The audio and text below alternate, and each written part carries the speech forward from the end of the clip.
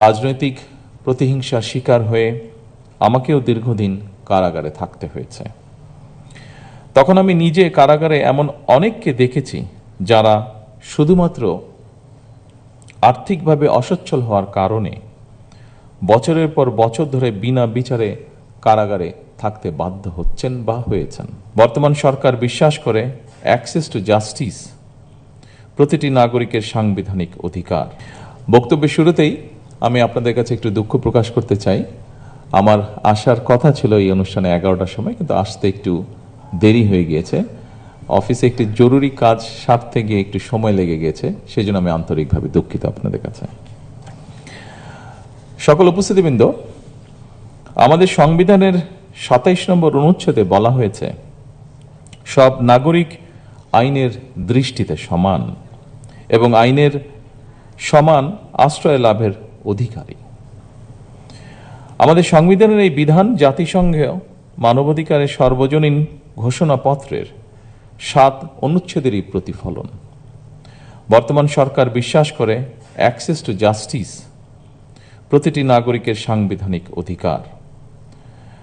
রাষ্ট্রের কোনো নাগরিক অর্থের অভাবে আইনের আশ্রয় কিংবা ন্যায্য বিচার থেকে বঞ্চিত থাকবে, এটি একটি গণতান্ত্রিক রাষ্ট্রে কোনোভাবেই কাম্য বা প্রত্যাশিত নয়। রাজনৈতিক প্রতিহিংসার শিকার হয়ে আমাকেও দীর্ঘদিন কারাগারে থাকতে হয়েছে। তখন আমি নিজে কারাগারে এমন অনেককে দেখেছি যারা শুধুমাত্র আর্থিকভাবে অসচ্ছল হওয়ার কারণে বছরের পর বছর ধরে বিনা বিচারে কারাগারে থাকতে বাধ্য হচ্ছেন বা হয়েছেন। আর্থিকভাবে অসচ্ছল হওয়ার কারণে বছরের পর বছর ধরে বিনা বিচারে কারাগারে থাকতে বাধ্য হচ্ছেন বা হয়েছেন। একজন মানুষ অর্থের অভাবে ন্যায় বিচার থেকে বঞ্চিত হওয়া একটি গণতান্ত্রিক রাষ্ট্রের কাম্য নয়। অবশ্যই এমন বাস্তবতায় আজকের এই আলোচনা বিশেষ তাৎপর্যপূর্ণ।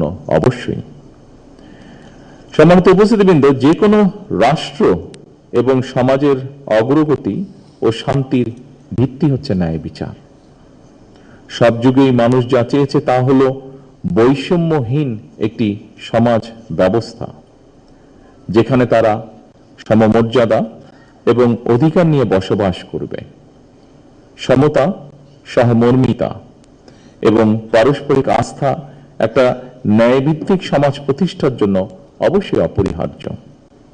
সুতরাং আমি বলবো, ন্যায় বিচার শুধু আদালত বা আইনের বিষয় নয়, এটি একটি মানবিক ও দায়িত্বশীল রাষ্ট্র ব্যবস্থার মূল শক্তি।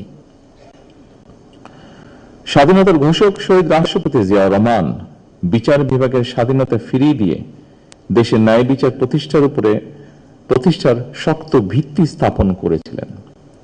সেই ধারাবাহিকতায় সাবেক প্রধানমন্ত্রী বেগম খালেদা জিয়া মানুষের ন্যায় বিচার পাওয়া